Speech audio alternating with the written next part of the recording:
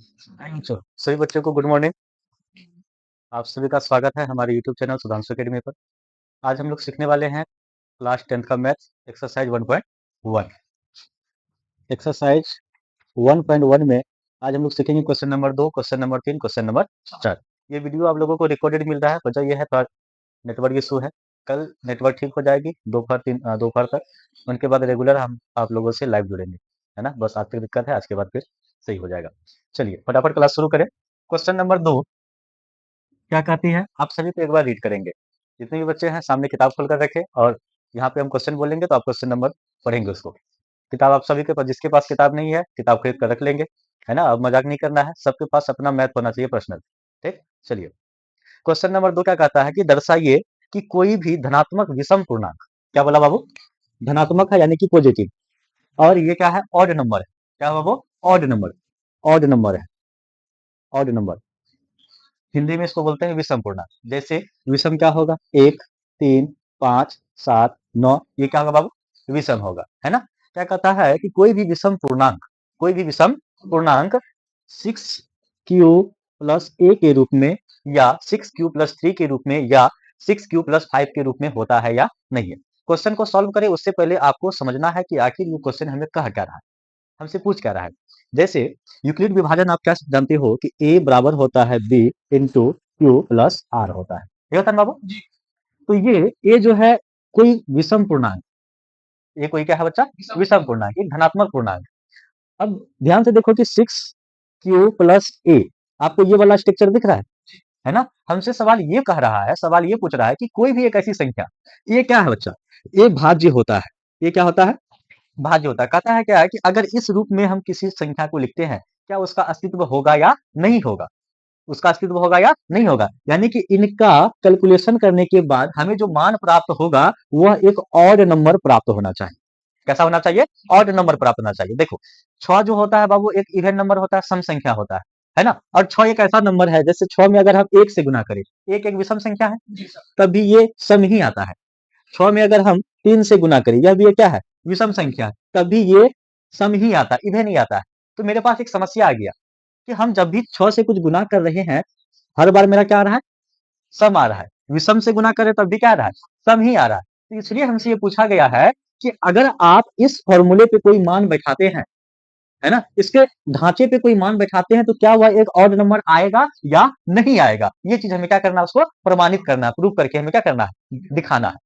ठीक है, क्वेश्चन समझ में आया कि इसके मान पर जब कोई मान हम रखेंगे, इस ढांचे पर जब कोई मान हम बैठाएंगे रखेंगे, जब क्यू का कोई मान देंगे, क्यू का कोई क्या करेंगे होता है, मान देंगे, 6 से गुना करेगा, एक उसमें जुड़ेगा, जुड़ने के बाद जो संख्या प्राप्त होगा, क्या वह एक ऑड नंबर होगा, एक विषम संख्या होगा या नहीं होगा। यही क्वेश्चन कह रहा है, क्वेश्चन का रिक्वायर्ड यही है। आपको समझ में आया क्वेश्चन क्या कह रहा है कि इसका मान आपको निकालना है, मान निकाल के कितना आना चाहिए, कोई भी ऑड नंबर आना चाहिए, सम संख्या वो नहीं हो। समझ में आ गया। चलिए तो इसको अब कैसे सॉल्व करें, इसमें हमें प्रूव करना है, कैलकुलेशन नहीं है बच्चा, इसमें कोई जोड़ घटा गुना भाग इस प्रश्न में नहीं है। प्योर आपको यहाँ पे क्या करना है, प्रमाणित करना है कि यह होता है या नहीं होता है। तो इसके लिए हम क्या करेंगे, पहले मान लेते हैं कि दो धनात्मक पूर्णांक, एक भाज्य और एक भाजक मान लेते हैं, है ना। क्या मान लेते हैं बाबू, एक भाज्य और एक क्या मानेंगे, भाजक मानेंगे। तो लिखेंगे माना कि दो धनात्मक पूर्णांक, माना कि दो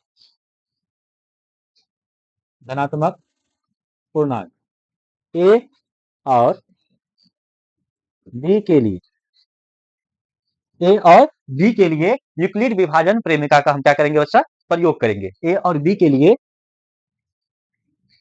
यूक्लिड विभाजन क्या होता है बाबू रे, प्रेमिका है, प्रेमिका प्रेमिका, प्रेमिका को इंग्लिश में क्या कहते हैं, लवर।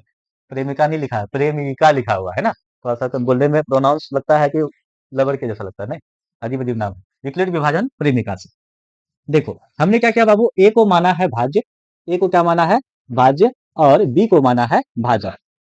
ए को माना है भाज्य और बी को माना है भाजक, हाँ या ना। तो इस हिसाब से हमारा जो यूक्लिड विभाजन एल्गोरिदम है वो क्या कहता है, ए बराबर b into q plus r, ठीक है ना। और शेषफल आर क्या है बच्चा, शेषफल है। ये जो शेषफल होगा या तो जीरो होगा या तो जीरो से बड़ा होगा, लेकिन यह हमेशा बी से क्या होगा, छोटा होगा, है ना। शेषफल हमेशा भाजक से छोटा होना चाहिए। शेषफल हमेशा भाजक से क्या होना चाहिए, छोटा होना चाहिए। कोई दिक्कत, कोई दिक्कत है नहीं है। देखो अब प्रश्न में हमें क्या कहा, हमें कहा 6q प्लस ए, यही कहना चाहिए। क्या कहा कि 6q प्लस ए के रूप में होगा क्या, दूसरा कहा 6q प्लस 3 के रूप में होगा क्या, 6q प्लस 5 के रूप में होगा क्या। अब देखो ध्यान से, क्वेश्चन तुम्हें एक हिंट दिया कि b का मान क्या होना चाहिए, 6 होना चाहिए। b का मान क्या होना चाहिए बच्चा, 6 होना चाहिए। तो b का मान कितना रखेंगे, 6 रखने पे, 6 रखने पे लिखेंगे b बराबर 6 रखने पर।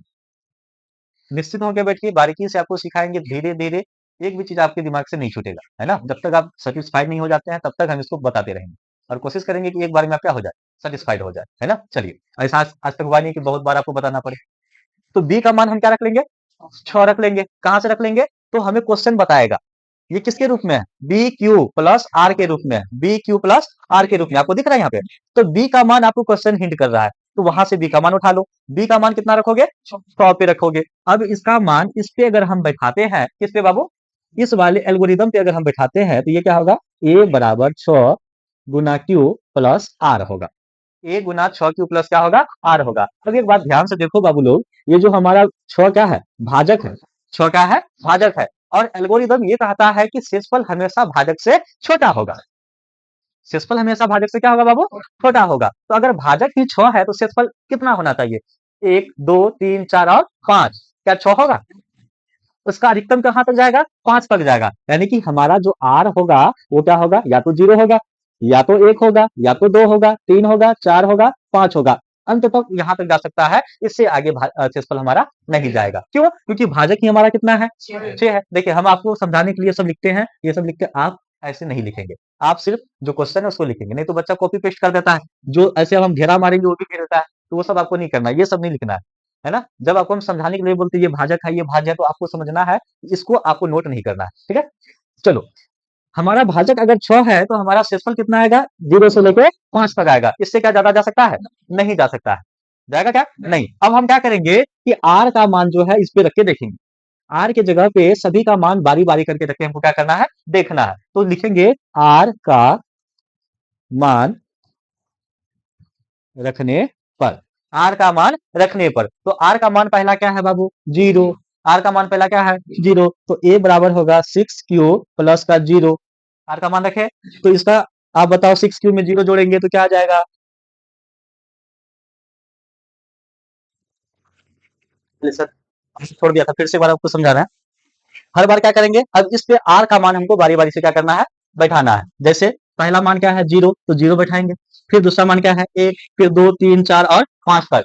अगर हमारा भाजक 10 रहेगा तो शेषफल कहां तक जाएगा, 1 0 से लेके 9 तक, है ना। यानी कि जितना मेरा भाजक है उससे एक कम हमारा क्या आएगा, शेषफल आ सकता है ना। उससे क्या आएगा, हमारा शेषफल आएगा। तो अब देखो यहाँ हमें क्या कहा कि ये जो ए है, यानी कि जो भाज्य हमारा बाबू, भाज्य हमारा विषम है, भाज्य हमारा क्या है, विषम है। अब ध्यान से ये देखो, ध्यान से आपको ये देखना है कि इतनी सारी पॉसिबिलिटी बनती है ए लाने के लिए, है कि नहीं। इससे ये गुना करेंगे, ए भी एक क्या है, एक पूर्णांक है। क्यू क्या होगा बाबू, एक पूर्णांक होगा। इसमें जब हम 6 में जब क्यू से क्यू का कोई मान दिया जाएगा, क्यू का कोई भी मान दिया जाएगा, 6 से गुना करने पे ये क्या आ जाएगा, सम आ जाएगा। क्या आ जाएगा, सम आ जाएगा। हर जगह पे क्यू लगा होगा, क्यू का मान जैसे गुना करेंगे, यहाँ देखो ये सम हो जाएगा, और सम में सम जोड़ेंगे सम ही प्राप्त होगा। ये सम हो जाएगा सम में, लेकिन विषम जोड़ेंगे तो वो क्या हो जाएगा, विषम होगा। सम संख्या और विषम संख्या का गुणनफल हमेशा सम होता है, लेकिन जैसे ही कोई सम में आप विषम जोड़ते हैं, जैसे ही कोई सम में आप विषम जोड़ते हैं, वो हमेशा हमेशा क्या देगा आपको, एक विषम संख्या देगा।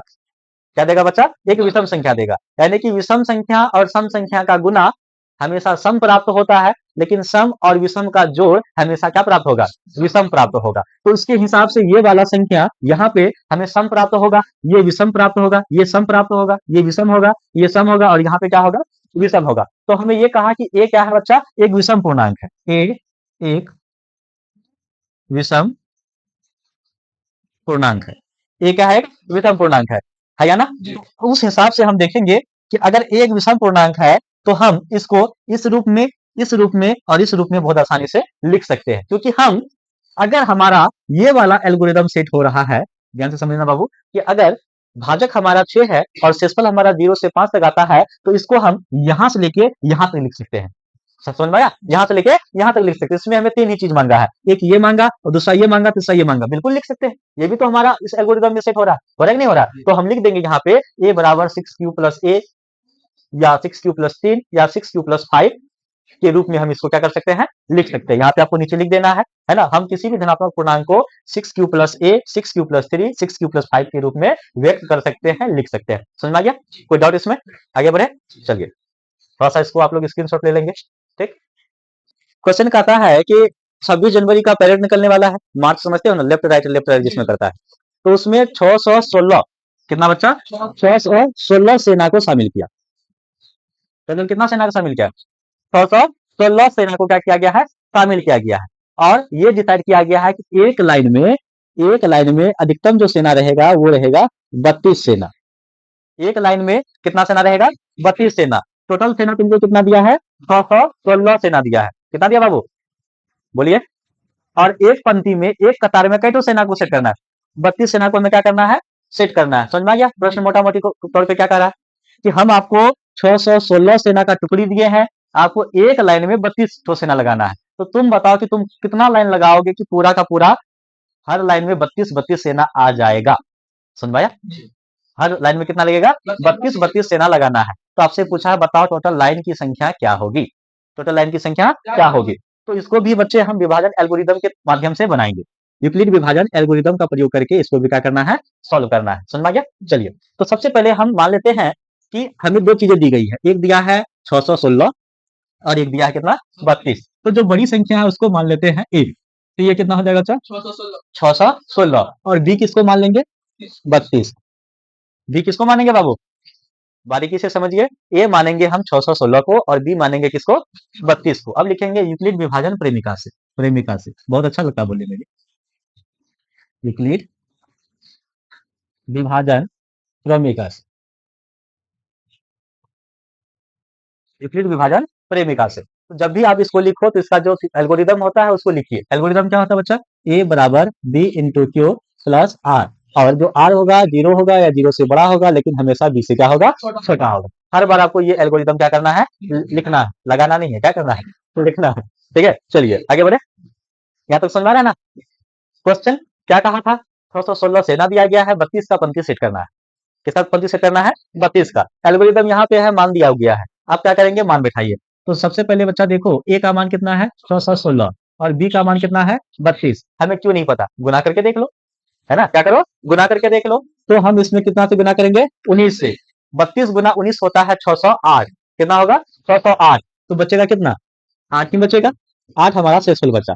अब देखो बाबू, यूक्लिड विभाजन एल्गोरिदम या प्रेमिका ये कहता है कि जब तक तुम्हारा शेषफल 0 नहीं आ जाएगा तब तक मान नहीं आएगा, है ना, एचसीएफ का मान नहीं आएगा। बट यहाँ पे हमारा शेषफल तो 8 आया। कितना आया, 8। तो हमें फिर एक स्टेप आगे बढ़ना होगा। आपको बताए थे कि स्टेप आगे कैसे बढ़ना है। जो हमारा भाजक होगा वो भाज्य के जगह पे आएगा और जो शेषफल होगा वो भाजक के जगह पे आएगा। तो 32 आ जाएगा यहाँ पे और 8 आ जाएगा इस जगह पे। 8 चौके कितना होता है, 32। शेषफल कुछ बचा नहीं, 0 बचा। और अंतिम भाजक हमारा क्या है, अंतिम भाजक ही एचसीएफ होता है। अंतिम भाजक ही क्या होता है, एचसीएफ लिखेंगे। इसलिए स्तंभों की संख्या क्या होगा बच्चा, स्तंभों की संख्या कितना हो जाएगा, 8 हो जाएगा। समझ में आ गया? स्तंभों की संख्या बराबर 8, ये हमारा क्या हो जाएगा, आंसर हो जाएगा। ठीक है, चलिए क्वेश्चन नंबर 2 जैसे बनाए थे वैसे ही इसको बनाएंगे। किसको, क्वेश्चन नंबर 4 को और क्वेश्चन नंबर 5 को। तो हम क्या करेंगे, दो धनात्मक पूर्णांक ए और क्या मान लेंगे बच्चा, बी मान लेंगे। दो धनात्मक पूर्णांक। चलिए क्वेश्चन नंबर 4 का हल कर रहे हैं, देखेंगे ध्यान से समझेंगे। हम मान लेंगे, माना दो धनात्मक पूर्णांक, दो धनात्मक पूर्णांक, ध्यान से समझिए। यहाँ पे धनात्मक पूर्णांक ए और क्या है बच्चा, बी है। ए हमारा भाज्य होगा, बी हमारा क्या होगा, भाजक होगा। समझ में आ रहा है राहुल? ए हमारा क्या होगा बाबू, भाज्य होगा, बी हमारा क्या होगा, भाजक होगा। के लिए यूक्लिड विभाजन प्रेमिका से, शॉर्टकट लिखे हैं यहाँ पे यूक्लिड विभाजन प्रेमिका से। ठीक है, यूक्लिड विभाजन प्रेमिका क्या कहता है, ए बराबर बी गुना क्यू प्लस आर। और हमारा जो आर होगा वो 0 से बड़ा या 0 के बराबर, लेकिन हमेशा हमेशा बी से क्या होगा, छोटा होगा। हमेशा हमेशा बी से वो क्या होगा बच्चा, छोटा होगा। देखो क्वेश्चन तुम्हें हिंट दिया, क्वेश्चन नंबर 4 आपको हिंट दिया कि किसके रूप में मांगा है बाबू, 3m के रूप में मांगा। किसके रूप में मांगा, 3m के रूप में, और दूसरा बोला 3m प्लस a के रूप में, 3m प्लस a के रूप में। बाबू रे यहाँ ध्यान से देखो, तो ये b की जगह पे किसको रखा है? 3 को रखा है। यहाँ भी b की जगह पे किसको रखा है? 3 को रखा है, यानी कि b का जो मान 3 होगा। कितना होगा ज्योति? 3 होगा। तो लिखेंगे b बराबर क्या रखने पे? 3 रखने पे। b बराबर 3 रखने पर, b बराबर 3 रखने पर, तो a बराबर क्या होगा बाबू? अब b के जगह किसको रखेंगे हम? 3 को। b के जगह पे क्या रखना है? 3 q plus r, 3 q plus r. अब एक बात ध्यान से समझेंगे और मुझे आप समझाएंगे कि अगर भाजक हमारा 3 है तो शेषफल अधिकतम कितना हो सकता है? 0, 1 और 2 हो सकता है, अगर हमारा भाजक 3 है। एल्गोरिथम क्या कहता है कि शेषफल हमेशा b से क्या होगा? छोटा होगा। अगर भाजक, b मतलब भाजक, अगर भाजक ही हमारा 3 है तो इसका शेषफल 3 से छोटा होना चाहिए। 3 से छोटा क्या होता है? या तो 0 होगा, या तो 1 होगा, या तो क्या होगा? 2 होगा। यानी कि हमारा जो r होगा वो तो 0 होगा, या 1 होगा, या कितना होगा? 2 होगा। 3 नहीं हो सकता, क्योंकि कहा 3 से छोटा होना। 3 से क्या होना चाहिए? छोटा। अब क्या करेंगे? r का मान रखेंगे। r का मान रखने पर, r का मान रखने पर, तो r का मान जब रखेंगे, पहला मान क्या है? 0। तो a बराबर होगा 3q प्लस 0, बराबर क्या होगा बच्चा? 3q। फिर r का मान रखेंगे 1, तो होगा 3q प्लस 1, या a का मान, r का मान रखेंगे 3q प्लस 2। यही मान हमें आ सकता है ना? अब इसका q एक पूर्णांक है, q का कोई मान देंगे, एक मान लो q की जगह पे 1 दे देंगे, या 2 देंगे, या 3 देंगे। भाग करोगे तो कोई तो मान आएगा ना, है? कोई तो मान आएगा। उस मान को यहाँ पे रखेंगे, 3 से गुना करेगा और 2 से जुड़ेगा, और जुड़ने के बाद क्या होगा? ए प्राप्त होगा, एक भाज्य प्राप्त होगा। लेकिन क्वेश्चन यहीं पे नहीं रुका। क्वेश्चन क्या कहता है कि इनका वर्ग करना है। इनका क्या करना होता है? वर्ग करना है। तो लिखेंगे वर्ग करने पर, क्या लिखेंगे बच्चा? वर्ग करने पर, वर्ग करने पर। तो पहला किसका वर्ग करेंगे? 3q का, 3q का वर्ग करेंगे, तो 3 तिया 9 होगा, q का स्क्वायर होगा। क्योंकि ये स्क्वायर बच्चा 3 पे भी लगा हुआ है, और स्क्वायर किस पे लगा हुआ है? q पे भी लगा हुआ है। तो 3 का स्क्वायर होता है 9, और q का स्क्वायर क्या होगा? q ही होगा। q का स्क्वायर क्या होगा? q ही होगा। अब देखो, इसको हम क्या इस तरह से लिख सकते हैं बच्चा, कॉमन लेके? 3 तिया 9 q स्क्वायर, 3 तिया 9 q स्क्वायर, होगा या नहीं होगा? है ना? अब यहाँ देखो बाबू, ये 3q का स्क्वायर जो है, ये क्या है? मान लेते हैं, जहां m बराबर क्या होगा? 3q का स्क्वायर, 3q स्क्वायर। तो m हम किसको माने हैं? 3q स्क्वायर को। तो इसको हम कैसे लिख सकते हैं बच्चा? 3m लिख सकते हैं। 3m क्या कर सकते हैं? लिख सकते हैं। देखो, स्क्वायर लगा है, अगर रूट में भी आएगा कोई संख्या, तब भी रूट गायब हो जाएगा, होगा कि नहीं होगा? मान लो रूट 3 आ गया, स्क्वायर रूट क्रॉस हो जाएगा, बचेगा क्या? 3, और इसका एक वास्तविक मान आ जाएगा। आएगा कि नहीं आएगा? यानी कि हर हालत में यहाँ पे एक रियल मान आने वाला है, इसलिए हम m को क्या मान लिए? 3q। क्या मान लिया बच्चा? 3q। यानी कि इस रूप में हम चीजों को लिख सकते हैं, इस रूप में चीजों को लिख सकते हैं। यहाँ पे एक ऑथेंटिक मान आएगा, एक वास्तविक मान आएगा। समझ आया? आया ना? चलिए, अगला हमारा क्या है? 3q प्लस a, ठीक है ना बच्चा? तो लिखेंगे 3q प्लस a का स्क्वायर। बाबू यहाँ पे फॉर्मूला लगेगा a प्लस बी का whole square, a plus b का होल स्क्वायर। ये होता है a square plus 2ab plus का b स्क्वायर। देखो बाबू, 3 का स्क्वायर होता है 9, और q का स्क्वायर होता है q है। यहाँ पे हो गया 2 तिया 6, 6q प्लस कितना हो गया? 1 हो गया। 6q कितना हो गया बच्चा? 1 हो गया। हुआ कि नहीं हुआ? अब देखो, इन दोनों में हम क्या कॉमन ले सकते हैं? बताओ जरा सा। इन दोनों में 3 कॉमन है ना? 3 से 9 को भी डिवाइड कर सकते हैं, 3 से 6 को भी क्या कर सकते हैं? डिवाइड कर सकते हैं। तो हम यहाँ पे 3 कॉमन ले लेंगे। 3 कॉमन ले लेते, यहाँ क्या बचेगा? 3q स्क्वायर बचेगा, और यहाँ क्या बचेगा बच्चा? 2q बचेगा। क्या बचेगा? 2q। एक काम करो, देखो दोनों में q लगा हुआ है ना? इसमें भी q है, इसमें भी क्या है? q है। तो क्यों ना हम 3q को ही कॉमन ले ले। क्या ले ले? 3q को। तो यहाँ पे सिर्फ बचेगा 2। देखो, 2 तिया 6 q हो गया चा, 3 तिया 9, और यहाँ पे q स्क्वायर नहीं होगा, क्या होगा? q होगा। q गुना q क्या हो जाएगा? q स्क्वायर हो जाएगा। कोई दिक्कत है? नहीं। अब यहाँ पे हमें क्या करना होगा? m किसको मानना होगा? m किसको मानना होगा? m किसको मानना होगा, बोलिए? m मानना होगा बच्चा इसको। यहाँ पे प्लस 1 आया, आया कि नहीं आया? यहाँ पे प्लस क्या आया है? 1 आया है। तो यहाँ पे हम लिखेंगे, यहाँ पे लिखेंगे, जहां देखो m बराबर क्या होगा? 3q प्लस का 2, 3q प्लस का 2। इस पूरे मान को हम क्या मान लेंगे? m मान लेंगे। इस पूरे मान को हम क्या मान लेते हैं? m मान लेते हैं। लेकिन एक चीज गड़बड़ हो गया, एक चीज गड़बड़ क्या हो गया कि q मेरा कहाँ रह गया? बाहर रह गया। एक q कहाँ रहा? बाहर में। अगर इसको तुम m मान लोगे फिर ये तो m बन जाएगा, लेकिन q तो बाहर आ जाएगा, है ना। तो यहाँ पे हमें q नहीं लेना पड़ेगा। क्या नहीं लेना पड़ेगा सर? q। तो यहाँ पे होगा स्क्वायर और यहाँ क्या होगा? q हो गया। यहाँ पे आ गया q का स्क्वायर, यानी m किसको मानना होगा? 3q का स्क्वायर प्लस 2q को। अब ये पूरे का मान हम m मान लिए। कहोगे सर कि क्या यह एक वास्तविक मान देगा? अभी आपको यहाँ समझाए कि q अगर एक रूट संख्या भी आ जाता है, रूट में भी आ जाता है, तो स्क्वायर से वो रूट क्या हो जाएगा? हट जाएगा और 3 से गुना करेगा, है कि नहीं है? 3 से क्या करेगा? गुना करेगा, तो वो एक ऑथेंटिक मान दे देगा। तो यहाँ लिखेंगे हम, इसका मान क्या हो जाएगा बच्चा? 3m प्लस का 1, 3m प्लस 1, समझ आया? तो पहला रूप क्या आ गया हमारा? 3m आ गया, दूसरा क्या आ गया? 3m प्लस 1 आ गया। इसी तरह से अब हमें ये करना है किसका? 3q प्लस 2 का, 3q प्लस 2 का स्क्वायर करना है।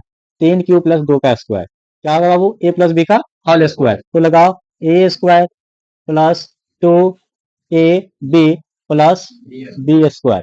तो 3 का स्क्वायर, 3q का स्क्वायर होगा 9, q स्क्वायर प्लस 2 तिया 6, 2 तिया 6, 6 दूनी कितना होगा? 12। मान वही है ना जी, 3q प्लस 2, तो कितना हो जाएगा? 12q। देखो दो ही चीज इसमें पूछा है, एक पूछा 3m, एक पूछा क्या? 3m plus 1। कोई तीसरा पूछता तब यहाँ तक हम जाते, पूछा है हमसे नहीं, तो काहे हम छोटा मोटा कैलकुलेशन करेंगे, तो यहीं पे हम इसको क्या करेंगे? छोड़ देंगे, समझाया? लिखेंगे किसी धनात्मक पूर्णांक को 3m या 3m प्लस 1 के रूप में लिखा जा सकता है। समझ गया? जितना हमसे पूछेगा इससे आगे स्टेप वो बढ़ता, अगला बढ़ता, तो यहाँ पे हम कैलकुलेशन करके दिखा देते उसको, लेकिन वो आगे नहीं बढ़ा तो हम भी यहाँ पे अपना कदम रोक लिए। समझ में गया? और यहाँ लिख देंगे किसी भी धनात्मक पूर्णांक को 3m या 3m प्लस 1 के रूप में लिखा जा सकता है। समझ में गया? चलिए इसको आप लोग स्क्रीनशॉट ले लेंगे, शायद हट जाते हैं हम 1 मिनट के लिए। जिसको उतारना है साथ में उतार रहे हो, नहीं उतार रहे हो? नहीं उतार रहे हैं तो वो आपकी जिम्मेदारी है।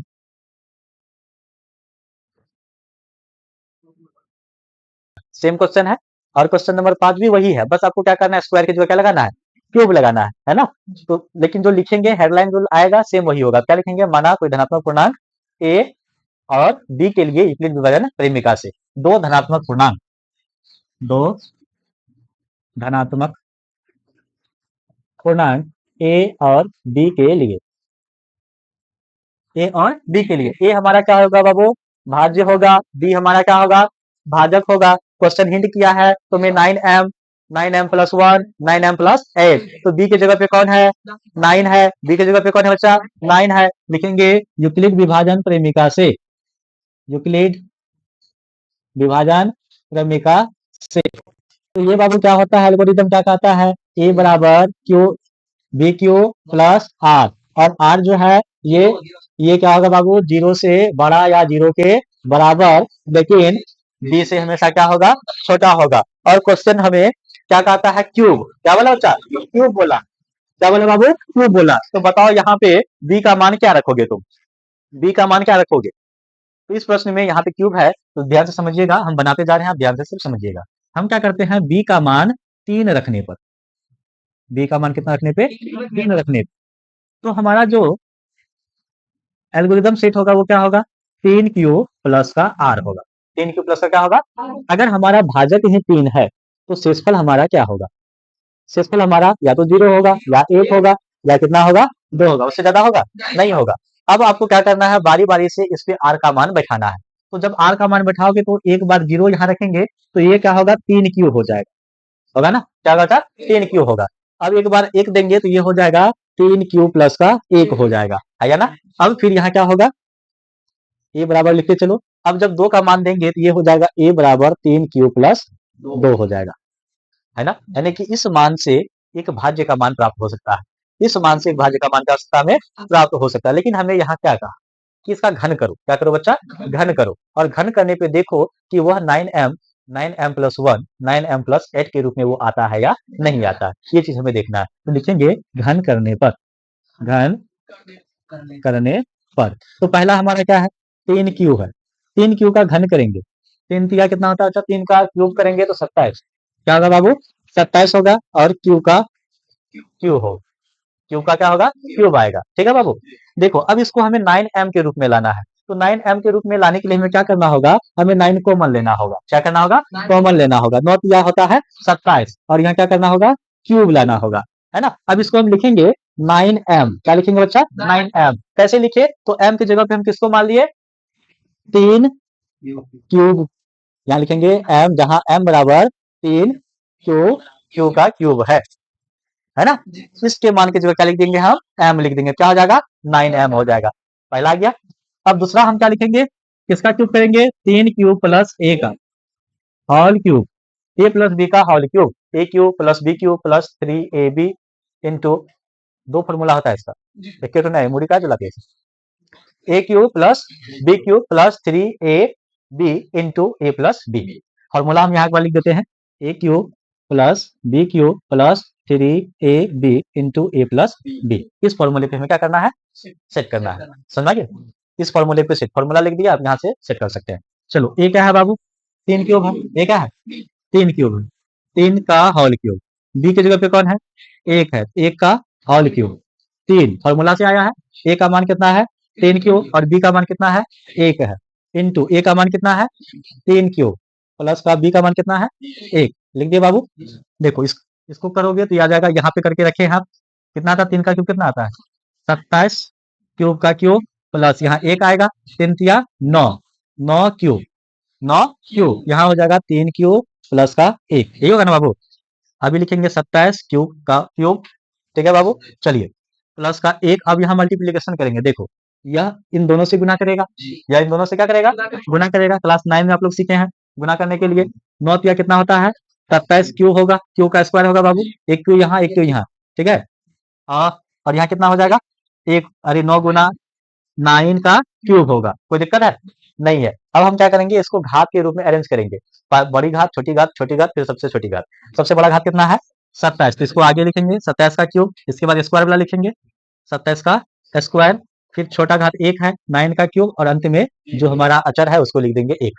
ठीक दिए? अब बारी आएगी यहाँ पे कॉमन लेने का। बारी किसका आएगा? कॉमन लेने का। यहाँ से लेके यहाँ तक 9 कॉमन आएगा, यहाँ से लेके यहाँ तक क्या आएगा? 9 कॉमन आएगा। तो हम क्या करेंगे? 9 को कॉमन लेंगे। 9 तिया 27, 3 क्यूब अंदर, 9 तिया 27 क्यूब का स्क्वायर, और यहाँ 9 है, और यहाँ सिर्फ क्या आएगा बच्चा? क्यूब आएगा, प्लस का 1 आएगा। इसको लिखेंगे 9m प्लस 1, 9m प्लस 1। अब यहाँ m का मान क्या होगा बच्चा? यहाँ पे जो m का मान हो गया वो 3 क्यू का क्यूब प्लस 3 क्यू का स्क्वायर प्लस क्यूब हो गया। अच्छा, दो ठो हो गया, और एक चाहिए हमको 9m प्लस 8 चाहिए। 9m प्लस क्या चाहिए? 8 चाहिए। तो उसके लिए यहाँ पे आपको बैठाना होगा। लिखेंगे, अब इसका स्क्वायर करेंगे, क्यूब करेंगे बाबू। 3 क्यूब प्लस 2, 3 क्यूब प्लस क्या होगा बच्चा? 2 होगा। वही फॉर्मूला लगाना है, a प्लस बी का होल क्यूब। यही फॉर्मूला यहाँ भी लगाओगे, a प्लस बी का whole cube, a cube plus b cube plus 3ab into a plus b।